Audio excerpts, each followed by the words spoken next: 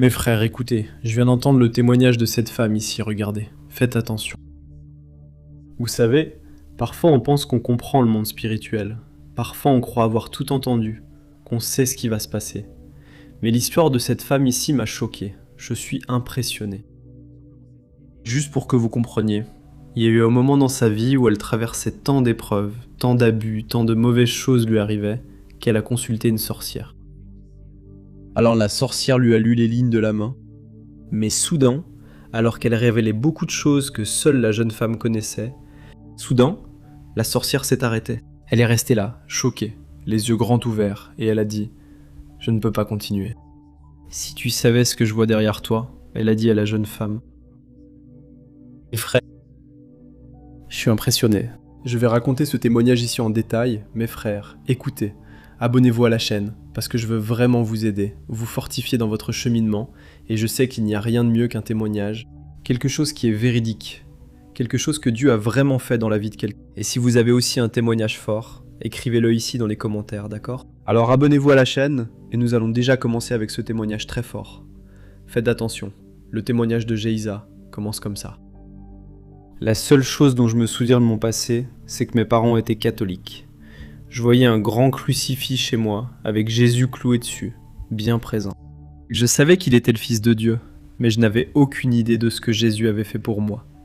Et à cause de cela, je ne savais pas que je pouvais avoir une relation avec lui. Je ne savais pas qu'il m'aimait, ni ce que signifiait le prix qu'il avait payé sur la croix pour moi. Tout cela parce que j'ai grandi dans un foyer très violent. Mes parents étaient alcooliques, ma mère était aussi diabétique et à cause du mode de vie qu'elle menait, quand je suis né, les médecins ont dit que je n'avais qu'une chance sur 3 de survivre. Et pour vous donner une idée, je suis né avec une hernie et avec un seul rein. Malheureusement, ma mère est décédée quand j'avais 4 ans, à cause de ce mode de vie. Et quand elle est morte, elle avait une voisine à l'étage en dessous, chez qui mon père me laissait quand ma mère allait à l'hôpital. Et cette voisine a fini par emménager chez nous. Et à l'époque, je ne comprenais rien à ce qui se passait. Je me souviens que mon père m'a fait asseoir et m'a dit « Écoute, elle va vivre avec nous, d'accord ?» Je me souviens qu'elle avait un fils d'un autre mariage qui est aussi venu vivre avec nous. Et ce jour-là, mon père m'a demandé « Comme je te l'ai dit, elle va vivre ici. Et tu veux l'appeler maman ou tu veux l'appeler par son prénom ?» Et moi, avec mes 4 ans, j'ai répondu « Je veux l'appeler maman. » Quand elle a emménagé, mes frères, regardez, ma vie a complètement changé. Je n'avais que 4 ans. Et tout de suite, elle a commencé à me demander d'aider à nettoyer la maison. Au début, je pensais que j'étais juste en train d'aider. Mais je ne savais pas qu'en réalité, c'était déjà le début de graves maltraitances que j'allais subir pendant très longtemps. Et je parle d'abus, mes frères, parce que quand je ne nettoyais pas la maison comme elle le voulait, ou si je ne me réveillais pas à l'heure, elle commençait à me frapper. Je me souviens bien de quand j'ai commencé à aller à l'école. Ça a été très difficile pour moi. À 5 ans, je devais me réveiller à 3 ou 4 heures du matin. En même temps que mon père qui partait travailler, parce qu'il avait 2 emplois. Je devais être prête pour l'école vers 7 heures, et elle me disait que je ne pouvais pas y aller si la maison n'était pas propre. Et donc c'est la vie que j'ai commencé à mener à l'âge de 5 ans. Tu peux imaginer ? Et je me souviens que si je ne finissais pas le ménage, je me faisais battre, et je devais rester à la maison toute la journée à nettoyer. Alors je me suis dit, tu dois nettoyer la maison rapidement pour pouvoir aller à l'école. Parce que l'école, d'une certaine manière, c'était ma liberté. Mais même quand j'arrivais à aller à l'école, je ne pouvais pas faire mes devoirs. Elle me disait comme ça, « Tu ne peux pas ramener les devoirs à la maison. » Frère, si j'en ramenais, elle jetait mes livres et mes cahiers à la poubelle. Alors je n'arrivais ni à étudier à la maison, ni à me concentrer à l'école à cause des coups et de tout ce qui se passait. Et son fils ? Lui ? Elle ne l'a jamais traité de cette façon. La cible, c'était toujours moi, et je n'ai jamais compris pourquoi. Et ce cycle a continué dans ma vie. En grandissant, les coups ont peu changé, parce que j'ai commencé à réussir à me protéger. Mais ensuite, les punitions sont devenues pires. Elle a commencé à mettre mes mains dans le feu. Et c'est pour ça qu'aujourd'hui, mes mains sont très calleuses. Je me souviens qu'elle me frappait avec des fils électriques, qu'elle plaquait mon visage contre le mur. Et je comprenais pas ça, mais j'avais pas le courage de dire quoi que ce soit, parce que je vivais dans la peur, menacé par elle. Et mon père ne s'en est jamais rendu compte. Avec 2 emplois, il était à peine à la maison. Elle faisait en sorte que je sois déjà au lit quand il rentrait, pour qu'il ne voie pas les bleus ou pour que je n'ai pas la chance de lui parler. Parfois mon visage était très enflé à force de pleurer. Mais il ne voyait rien, il ne remarquait rien. Et à l'école, même les conseillers ne se rendaient pas compte de ce que je vivais. Elle m'obligeait à porter des chemises à manches longues pour cacher les blessures.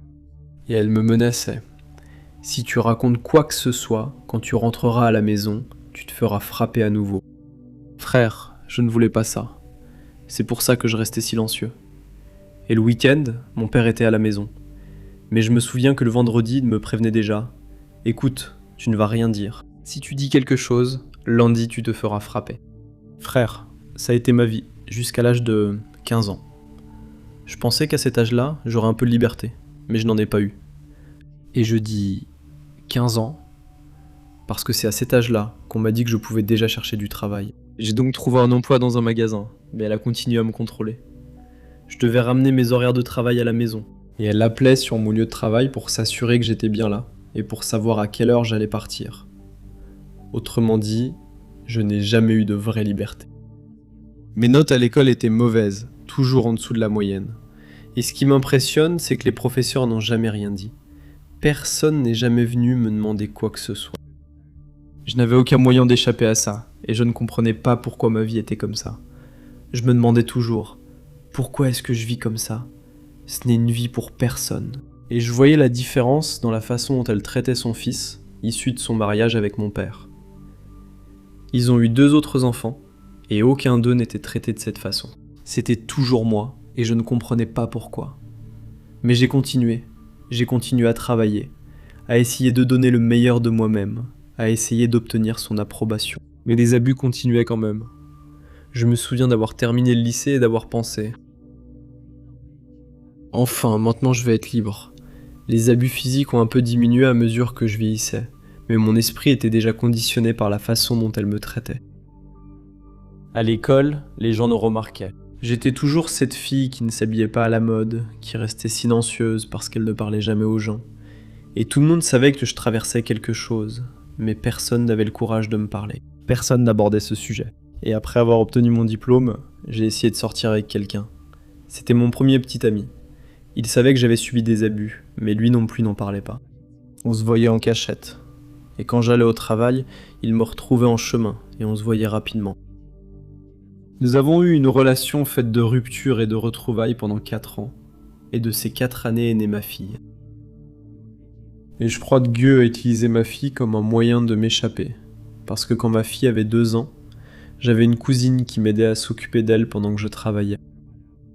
Et cette cousine a commencé à remarquer que ma belle-mère essayait de prendre le contrôle de ma fille. Elle me disait « Laisse, je vais m'occuper de l'enfant, et toi, tu vas nettoyer la maison. » Alors, ma cousine m'a appelé et m'a dit « Écoute, j'ai remarqué que ta belle-mère ne veut pas que je m'occupe de ta fille, mais c'est toi qui me payes pour ça, donc je ne trouve pas ça juste. » Et elle a continué en disant « Elle me donne des choses bizarres à donner à manger à ta fille, et je n'aime pas ça. Il se passe quelque chose, mais ne dis pas que c'est moi qui t'ai raconté, d'accord ?» C'est là que j'ai commencé à comprendre. J'ai réalisé que ce schéma d'abus revenait, et j'ai pensé « Ça ne peut pas arriver encore une fois. » À la même époque, son fils, mon demi-frère, il a commencé à me mettre la pression. « Tu dois payer plus de loyer, maintenant tu as une fille, donc tu utilises 2 fois plus d'eau, 2 fois plus de nourriture. » Et j'ai répondu que je ne pouvais pas, parce que si je prenais 2 emplois, je n'aurais pas de temps pour ma fille, donc ce n'était pas juste. Et c'est là que j'ai compris que je devais prendre une décision. Au travail, dans le magasin, j'avais une collègue qui traversait un divorce. Et je lui ai raconté certaines choses de ma vie et elle m'a proposé d'habiter avec elle, parce qu'elle avait besoin de quelqu'un pour l'aider avec les dépenses. Et j'ai saisi cette opportunité et j'ai pensé, c'est ma seule issue, je vais tenter ma chance. Je ne voulais pas que ma fille traverse ce que j'ai traversé. Et bien sûr, je n'avais pas le courage de me battre pour moi, mais pour ma fille, je l'ai eu. J'avais déjà planifié le déménagement avec ma collègue, alors j'ai commencé à emballer mes affaires, petit à petit, sans en parler à personne. Et je me souviens parfaitement du jour où j'allais déménager. Ma collègue allait venir m'aider, c'était le week-end. Et je n'avais jamais parlé à Dieu, frère, parce que je tenais Dieu pour responsable de la mort de ma mère. Et jusqu'à ce moment-là, comme je l'ai dit, j'affirmais à tout le monde que Dieu n'existait pas. En fait, je le détestais. Alors par peur de partir, j'ai fait cette prière dans le coin de la chambre avant de m'en aller. Et j'ai dit ceci.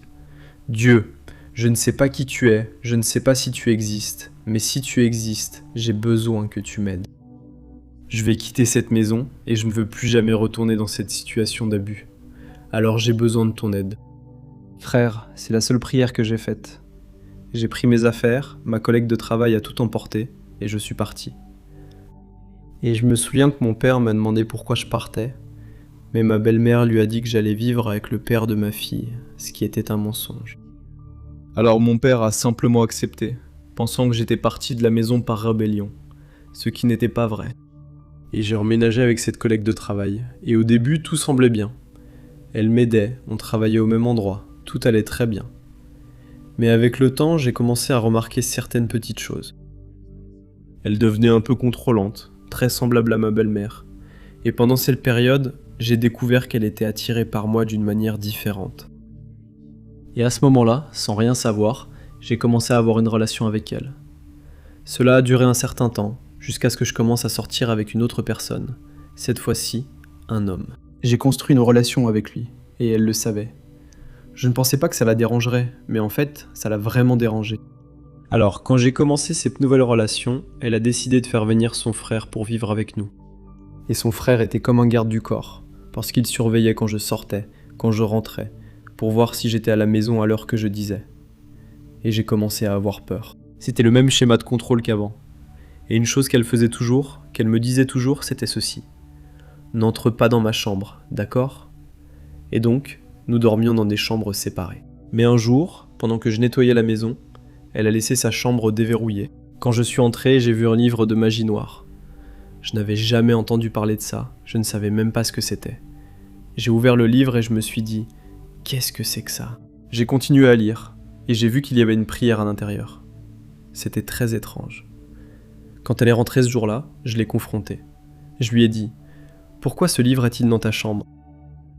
Et elle a répondu « C'est ma grand-mère qui m'a appris ça. » Elle n'a pas avoué sur le moment, mais c'est par une amie commune que j'ai découvert qu'elle faisait de la magie noire contre moi.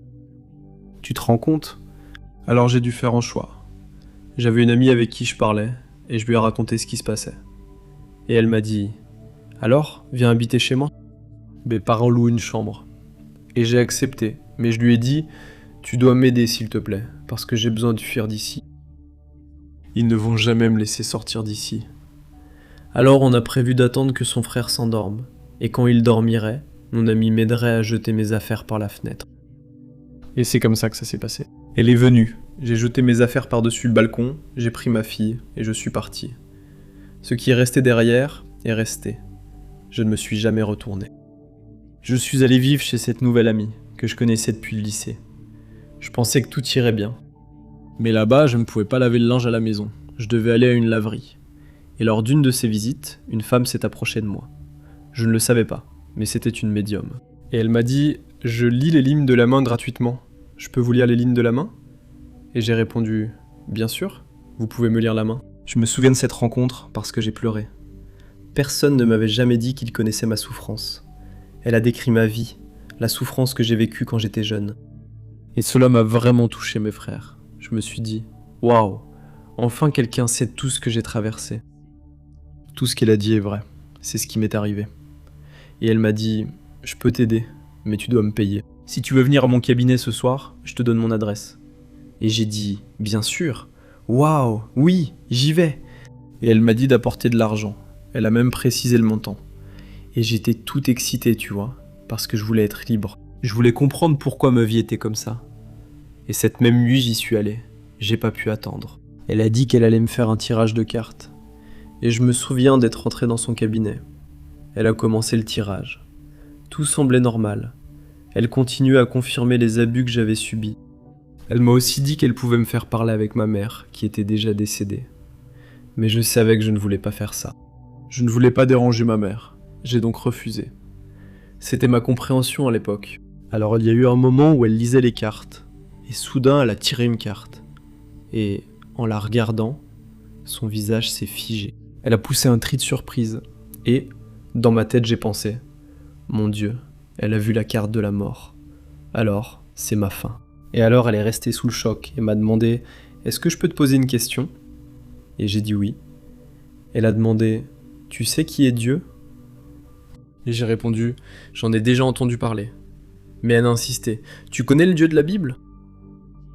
Et j'ai dit « Non, je le connais pas. » Alors elle m'a dit « Écoute, pendant que je tirais les cartes, un ange m'est apparu à l'instant.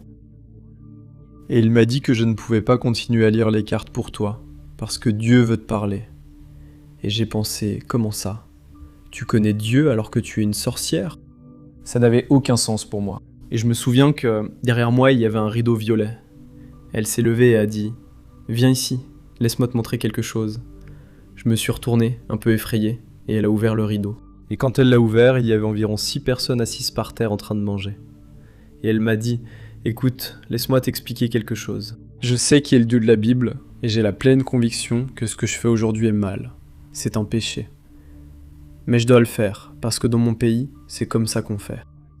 Et je dois nourrir ces personnes ici. » À ce moment-là, j'ai été choqué. Elle a fermé le rideau, elle est revenue s'asseoir et elle a dit « Dieu me demande de te demander s'il peut te parler. » Dans ma tête, j'ai pensé « Pourquoi Dieu me demande-t-il cela ?» Et elle a répondu comme si elle lisait dans mes pensées « Écoute, Dieu te demande parce qu'il est un gentleman. Il doit demander ta permission. » Et je suis resté là, à réfléchir, sans savoir quoi penser. Et j'ai dit « D'accord, qu'est-ce qu'il veut me dire ?» Et la première chose qu'elle m'a dite, c'est ceci. « Il veut que tu saches qu'il t'aime. » Quand elle a dit ça, j'ai commencé à pleurer. J'ai pensé « Ce n'est pas vrai. S'il m'aimait, pourquoi ma vie serait-elle comme ça ?»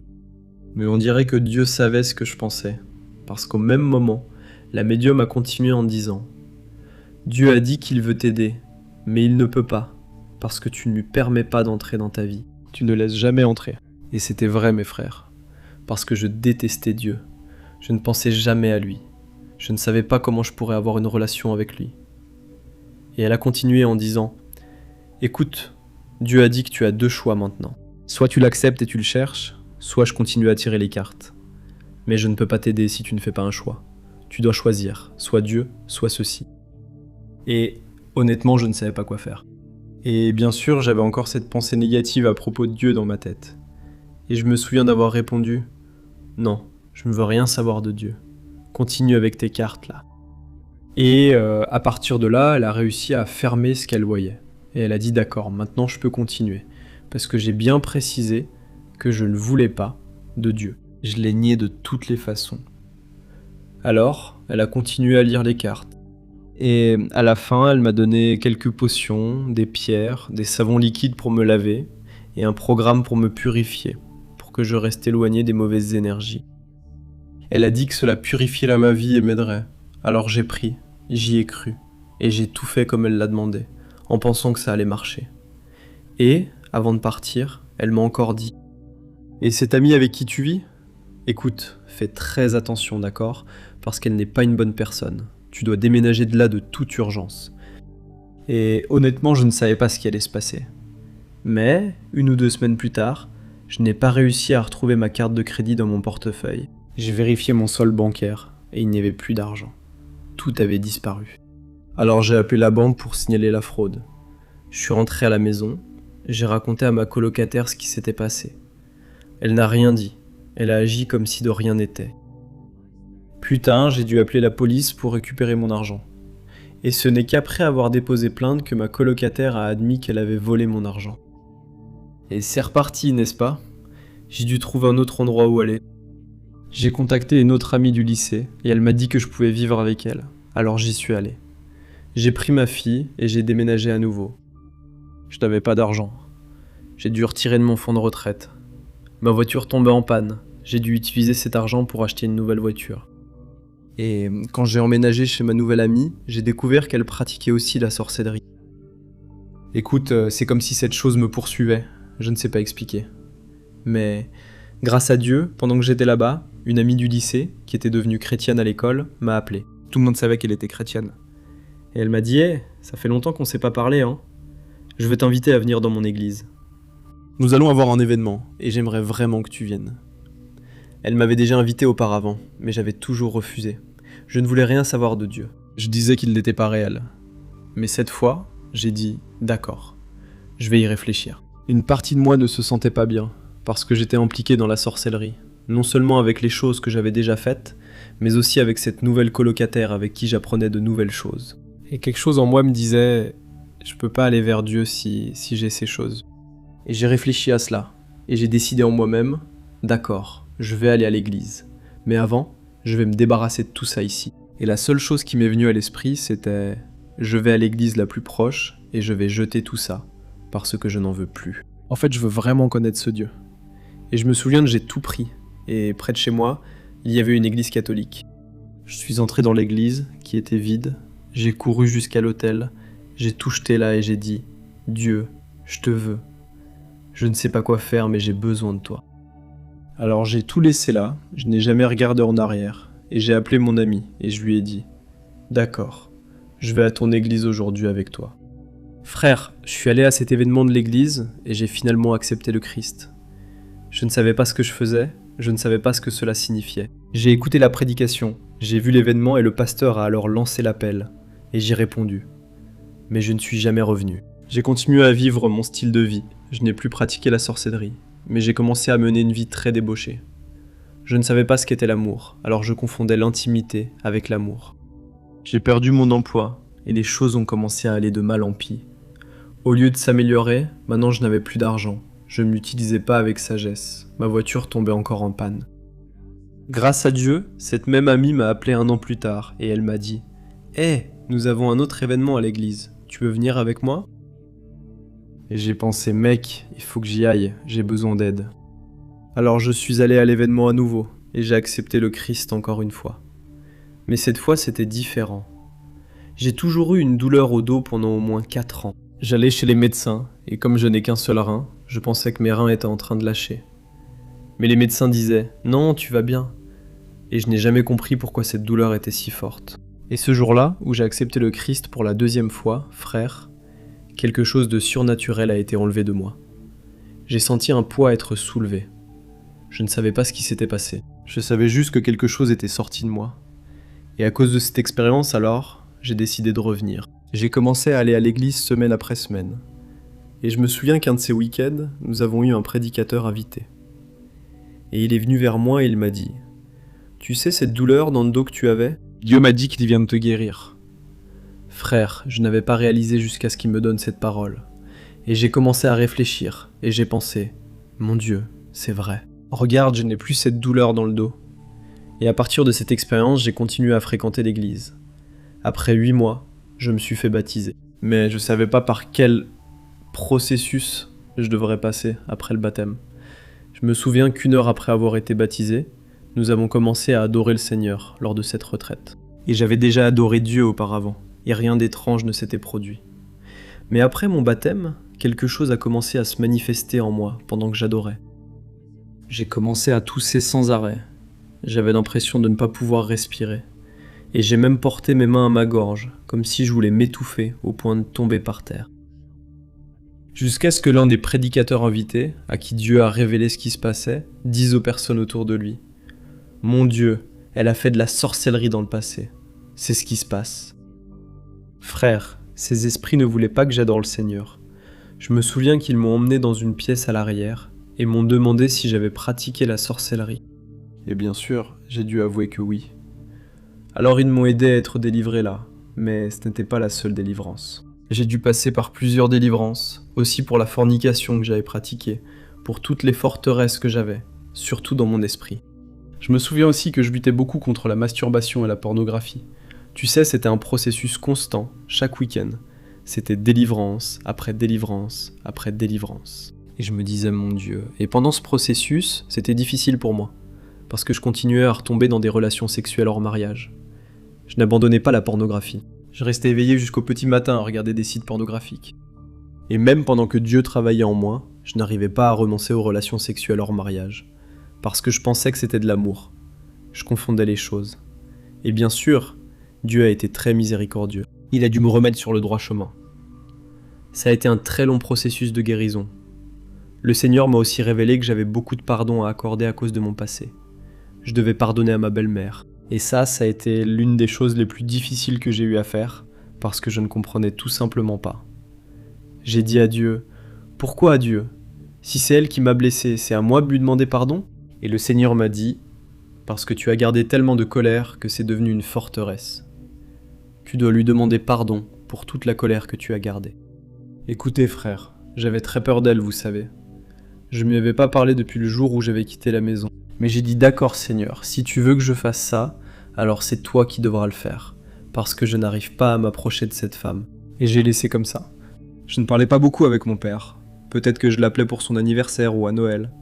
Et je me souviens du jour où nous allions sortir et je suis allé à la maison où il vivait avec ma belle-mère. Il m'a demandé d'entrer et je suis simplement entré. À l'intérieur, j'ai vu ma belle-mère, mes demi-sœurs. Mon père m'a dit « Écoute, il faut que j'aille chercher un truc dans ma chambre rapidement. » Et ma belle-mère et moi sommes restés seuls dans la cuisine. Et elle m'a dit « Salut, j'ai entendu dire que tu es devenue chrétienne maintenant, c'est vrai ?» Et je lui ai répondu « Oui, c'est vrai. Maintenant j'ai donné ma vie à Jésus, je suis une nouvelle personne. » Frère, c'était étrange comment cette conversation a commencé. Malgré cela, elle a continué. « Tu sais, je voulais te demander pardon pour tout ce que je t'ai fait. Je sais que c'était mal. » Et je lui ai répondu « Non, non, Dieu m'a dit que c'était moi qui devais te demander pardon, parce que je t'ai détesté pendant si longtemps. J'ai gardé tellement de colère contre toi, et je te demande pardon pour ça. » À ce moment-là, frère, nous avons toutes les deux pleuré, et nous nous sommes serrés dans les bras. Et j'ai reçu la guérison apportée par le pardon dont j'avais tant besoin. Je ne la voyais plus comme une mauvaise personne, mais comme une victime, quelqu'un qui avait aussi besoin de liberté, de délivrance. Et le Seigneur a alors continué à travailler en moi, et m'a dit que je devais reprendre mes études. C'était un désir que j'avais toujours eu, enfant, faire des études universitaires, avoir une carrière. Mais évidemment je pouvais pas parce que mes notes étaient mauvaises. Ma grammaire était horrible parce que je pouvais pas faire mes devoirs, je ne savais même pas utiliser la ponctuation. Et j'ai dit Dieu, comment vais-je entrer à l'université comme ça? C'est ridicule. Et je me souviens mes frères que je me suis inscrite et que je n'ai pas réussi, parce que j'ai échoué à la partie de grammaire. Alors j'ai attendu encore 1 an et j'ai réessayé. Et j'ai dû demander de l'aide à ma fille. Ce fut une expérience d'humilité. Mais, avec son aide, j'ai réussi à passer. J'ai été accepté à l'université. Et Dieu a été très bon avec moi pendant cette période. Il a mis de la grâce dans le cœur de mes professeurs. Ils ont été très compréhensifs. Et aujourd'hui, pour la gloire de Dieu, j'ai mon diplôme de licence. Je rends toute la gloire au Seigneur, car c'est lui qui a ravivé ce désir en moi. Le Seigneur m'a aussi dit qu'il ramènerait mon père. Et j'ai pensé, quoi? Mon père? Frère, il était marié avec cette femme depuis 35 ans. Je ne savais pas ce que Dieu allait faire, ni pourquoi il ramènerait mon père. Alors j'ai dit à Dieu, écoute Seigneur, mes années d'enfance sont déjà passées, je ne peux pas les récupérer. Mais le Seigneur m'a dit, lui aussi a besoin de liberté. Je vais le libérer et il viendra vers toi. Quelque temps plus tard, mon père m'a appelé. Salut ma fille, tu veux sortir manger? Et j'ai dit oui. Alors nous sommes allés au restaurant. Nous nous sommes assis et il a dit « J'ai une question à te poser, mais je veux juste que tu me répondes par oui ou par non. » Et j'ai accepté et il a posé la question en disant le nom de ma belle-mère et il a demandé comme ça « Cette personne-là a abusé de toi ?» Et j'ai répondu les larmes aux yeux « Papa, elle a beaucoup abusé de moi et je n'arrivais même pas à croire que j'avais dit ça à mon père. » Et nous avons laissé le sujet de côté, nous avons mangé. C'était un peu étrange et je suis rentré à la maison. 2 jours plus tard, il m'a appelé et il m'a révélé qu'il avait fait un rêve. Et dans son rêve, il demandait à Dieu comme ça « Pourquoi ma propre fille ne m'aime-t-elle pas ?» Et dans son rêve, il m'a raconté que Jésus lui est alors apparu et lui a dit ceci « La Geïsa que tu vois n'est pas la vraie Geïsa. » Et alors Jésus lui a montré 2 Geïsas. La première était la Geïsa qui avait été abusée, maltraitée par la belle-mère. Et la deuxième Geïsa était celle qui t'aime vraiment. Après avoir fait ce rêve, c'est là qu'il m'a invité à manger et m'a posé cette question. Il avait déjà des problèmes avec elle, et je pense que Dieu était déjà en train de travailler en lui pour cette délivrance. Et après cette conversation, il m'a demandé s'il pouvait vivre avec moi. Et bien sûr, j'étais enthousiaste, et j'ai dit oui. Je savais que c'était la promesse de Dieu qui s'accomplissait pour le libérer et le ramener. Cela fait déjà 3 ans, frère, que je vis avec mon père. Je ne pourrai jamais récupérer ces années perdues, mais je l'avoue. Les moments que j'ai avec lui maintenant, il apprend à connaître Jésus, il m'observe, nous parlons de tout, il n'y a plus de secret. Et je sais que le Seigneur agit et me rend cette relation avec mon Père. Et le dernier domaine dans lequel le Seigneur a décidé d'agir, c'est en moi. En regardant en arrière, je suis impressionné de voir comment le Seigneur m'a fait pardonner toutes ces personnes avant de travailler en moi. Avant que cette guérison intérieure n'ait lieu, je traversais beaucoup de combats dans mon église. J'y étais déjà depuis 9 ans, mais il y a eu des moments où je ne voulais plus me soumettre. Je ne voulais pas me soumettre à mes responsables, surtout à ma pasteur. Et la raison, c'est que le pasteur est une figure d'autorité. Et dans mon esprit, la figure d'autorité avait subi les abus de ma belle-mère. Donc, dans ma façon de penser, je n'arrivais pas à m'approcher de ma pasteur, parce que je sentais qu'elle allait abuser de moi, qu'elle allait mal utiliser cette autorité, tout comme ma belle-mère l'a fait. Et j'ai toujours souhaité que ma pasteur soit comme une mère pour moi, mais je n'y arrivais pas. C'était un grand combat intérieur. Alors j'ai décidé de partir, et je me suis dit, tu sais quoi, je vais aller dans une autre église, je n'en peux plus ici. Et j'ai donc commencé à fréquenter une autre église, pendant environ 6 ou 7 mois. Et là-bas, il y avait un prédicateur invité, et cet homme m'a parlé comme aucun prophète ne l'avait jamais fait. Il a parlé de ma vie depuis ma naissance, et il m'a révélé pourquoi j'avais été abusé pendant toutes ces années. Frère, c'était une malédiction générationnelle. Ma mère a été abusée, sa mère a été abusée, mon arrière-grand-mère a été abusée, et mon père a été abusé. Et cette malédiction est arrivée jusqu'à moi, et elle s'est arrêtée ici. Et si vous regardez en arrière, si vous vous souvenez de ce que j'ai dit, elle voulait s'en prendre à ma fille aussi, mais le Seigneur ne l'a pas permis. Ce jour-là, j'ai compris que l'abus était une malédiction générationnelle.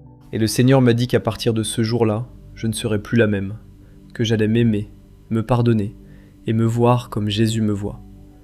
Quelque chose dont je n'avais aucune idée de ce que c'était. Ce prophète m'a aussi dit que Dieu lui avait révélé que j'étais planté dans mon ancienne église, que je devais continuer à avancer et recevoir les bénédictions que le Seigneur avait pour moi. Je devais continuer à grandir là où il m'avait planté. Et il m'a dit ceci. Alors tu vas y retourner, tu vas te soumettre à cette autorité.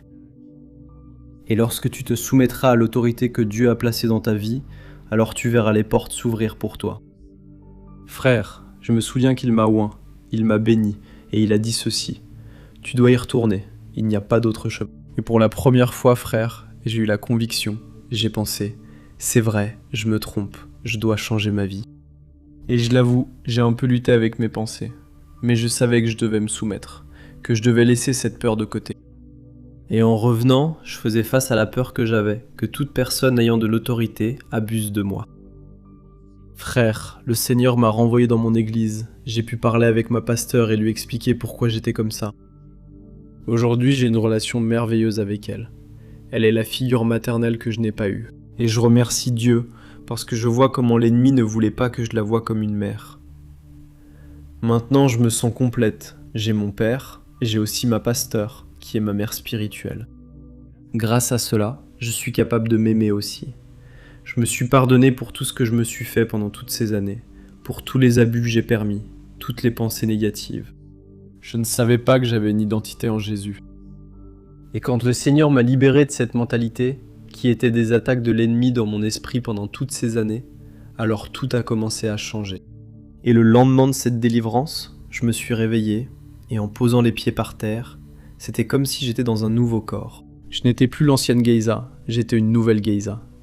Je me suis regardé dans le miroir et j'ai pensé « Waouh, je suis beau, je suis aimé, je suis capable ». Je me suis vu avec cette nouvelle identité, tu sais.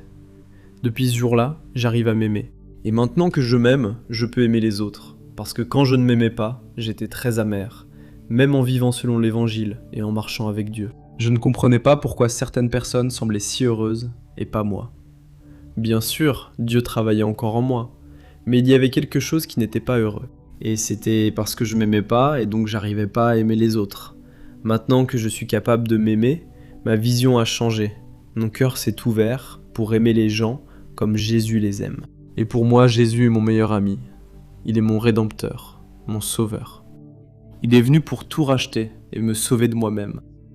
Et pour toi qui m'écoutes maintenant et qui te sens découragé, qui te reconnais dans mon histoire d'abus, ou même dans ta relation avec Dieu, peut-être que tu es dans cette situation en ce moment, sans vouloir rien avoir à faire avec lui. Je sais qu'il est difficile de voir Jésus comme le sauveur en ce moment. Je sais que tu peux être en colère, comme je l'ai déjà été, ou te sentir mal aimé, indésirable, ou te demander pourquoi ta vie est ainsi. Mais la seule réponse que je peux te donner, c'est Jésus de Nazareth. La seule voie, c'est le Christ. C'est pour cela qu'il est mort pour nous, afin que nous puissions avoir la vie, la joie, la paix et la rédemption à travers lui. Cela peut prendre du temps, mais si tu cries à Jésus, même si ce n'est qu'une prière simple, il viendra à ta rencontre là où tu es. Il viendra vers toi, parce que Jésus est venu vers moi. Je l'avoue, je ne suis pas allé vers lui, je ne voulais pas aller vers lui, mais cette seule et simple prière a suffi, et il m'a alors trouvé. Alors je t'encourage à ne pas perdre espoir, et à te tourner vers Jésus. Il est ton ami, ton Père, ton Rédempteur, et il est l'amour. Tu peux lui faire confiance, il t'aime énormément, alors ne baisse pas les bras. C'est le moment pour toi d'être libre et d'être guéri. C'est la vie qu'il a pour toi, une vie nouvelle. Alors arrête de laisser la douleur s'étendre quand Dieu t'a déjà donné l'opportunité de guérison à travers Jésus-Christ. Frère, écoutez, ce témoignage m'a vraiment marqué. J'ai été tellement touché par cette histoire et je suis sûr que toi aussi t'as été très ému. C'est vraiment puissant. C'est pourquoi je te demande maintenant de partager ce témoignage, d'accord ? Envoie-le à plus de personnes. Je vais aussi laisser ici à l'écran le témoignage très fort que je t'ai raconté sur le jeune homme qui s'est impliqué dans la drogue pour essayer de voir le monde spirituel. Mais il n'imaginait pas que tout cela allait arriver. C'était terrible. Frère, vous devez regarder ce témoignage. Sérieusement. Alors, je vous retrouve dans la prochaine vidéo. Que Dieu te bénisse puissamment. Je t'embrasse bien fort.